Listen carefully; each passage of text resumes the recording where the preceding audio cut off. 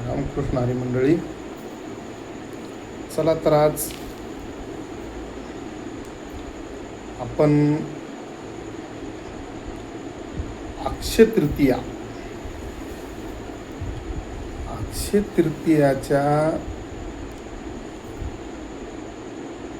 तृतीया म्हणजे 3.5 मुहूर्तापैकी एक मुहूर्त. तर अक्षय तृतीयाच्या दिवशी आपण काय करायचं आहे त्याच्यावर एक 2 शब्द तुम्हाला मी बोलतो.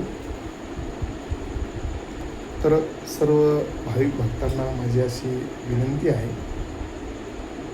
सर्वांनी काही गोष्टी फॉलोअप करायलाच पाहिजे. अक्षय तृतीया 2026. तर अक्षय तृतीयाच्या दिवशी अष्टलक्ष्मी पूजा करायलाच पाहिजे. पण अष्टलक्ष्मी पूजा का करावी त्यावर बोलू आपण. तर अष्टलक्ष्मी पूजा यासाठी करावी की आपला परिवार सुखी व्हावा. शेतकरी असतील, शेतकऱ्याला, व्यापाऱ्याला, सर्वांना धन लाभावा. बरोबर. अष्टलक्ष्मी मातेचे 8 दिव्य रूप व महत्त्व जाणून घेऊया आपण. म्हणजे पूजा का करावं आलं तुमच्या लक्षात. अक्षय तृतीयाच्या शुभ मुहूर्तावर अष्टलक्ष्मीची पूजा का करावी. माता लक्ष्मीच्या 8 दिव्य स्वरूपाचे महत्त्व आणि त्यांची पूजा केल्यास कोणते लाभ मिळू शकतात याबाबत सविस्तर माहिती आपण जाणून घेऊया. बरोबर आहे.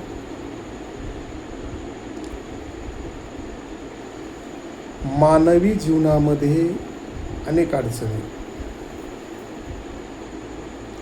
मग ती शारीरिक व्याधी असेल, मानसिक व्याधी असेल, काही असेल, मग अशा गोष्टी आपण फॉलोअप करायला पाहिजे.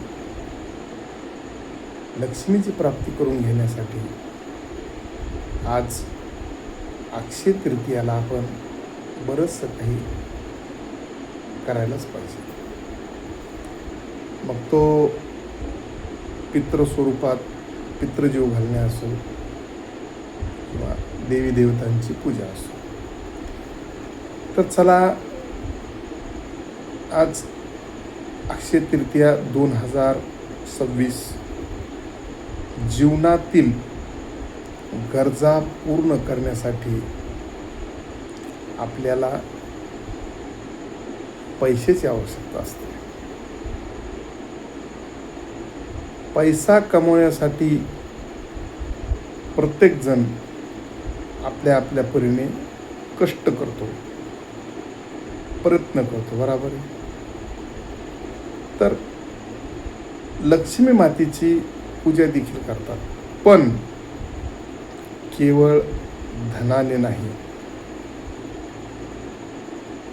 सर्व सुख मिळत.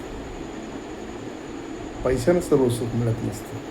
म्हणून आपल्या शास्त्रामध्ये माता लक्ष्मीच्या 8 स्वरूपाची म्हणजे अष्टलक्ष्मीची पूजा करण्याचे महत्त्व सांगितले आहे.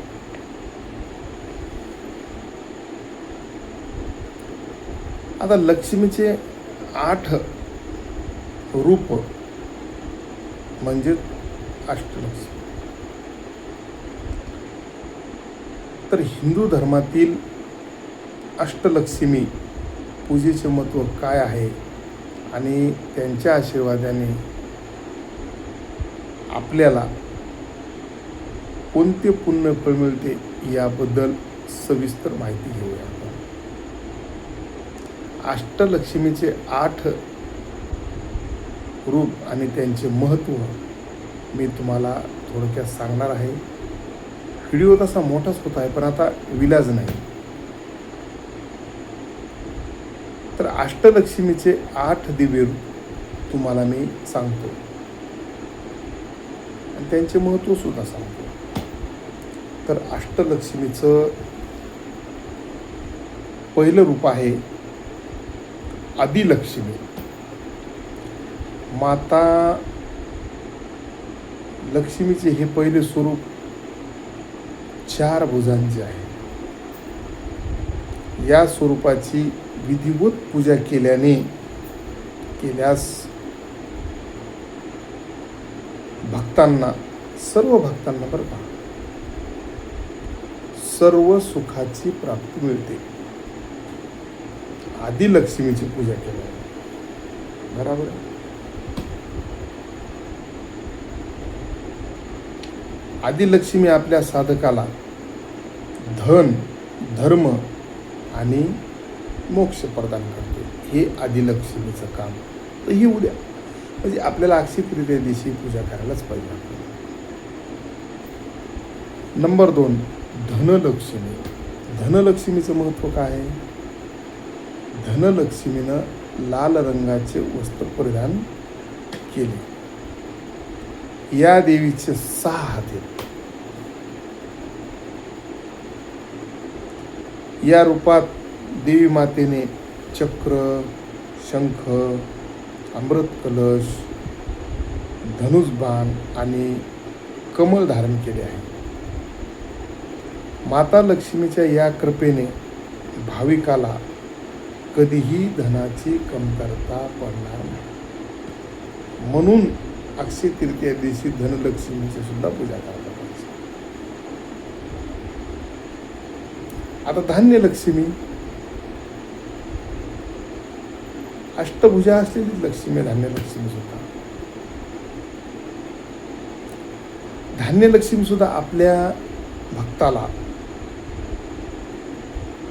धनाच्या जोडीने धान्याची सुख प्रदान करतात. ज्या घरात याची साधना होते तिथं अन्नाची कमतरता कधीच भासणार नाही. ही धान्यलक्ष्मी म्हणजे 3रं रूप. आता 4थं रूप गजलक्ष्मी. गजलक्ष्मी म्हणजे या हातीवर स्वार असलेली लक्ष्मीचे रूप आहे. भाविकाला या गजलक्ष्मीची पूजा केल्यानंतर राज सुख प्रदान करते.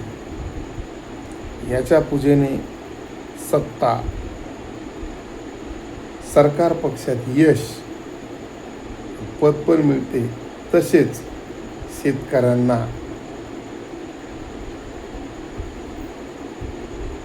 उत्तम शेतीचे वरदान लाभते. हे करायलाच पाहिजे सर्वांनी बरं का. मग ते झाले 4 रूप. आता 5वं रूप संतान लक्ष्मी.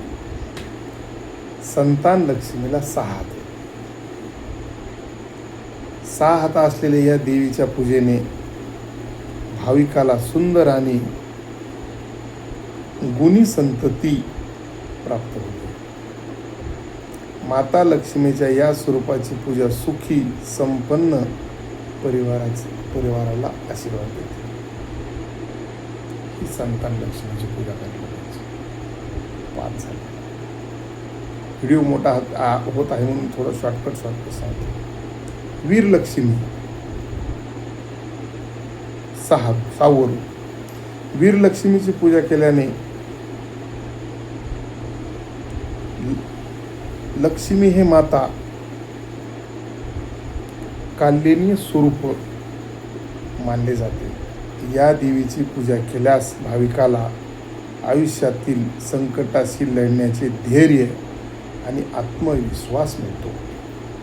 तसेच अकाली मृत्यूचे भय सुद्धा नाही.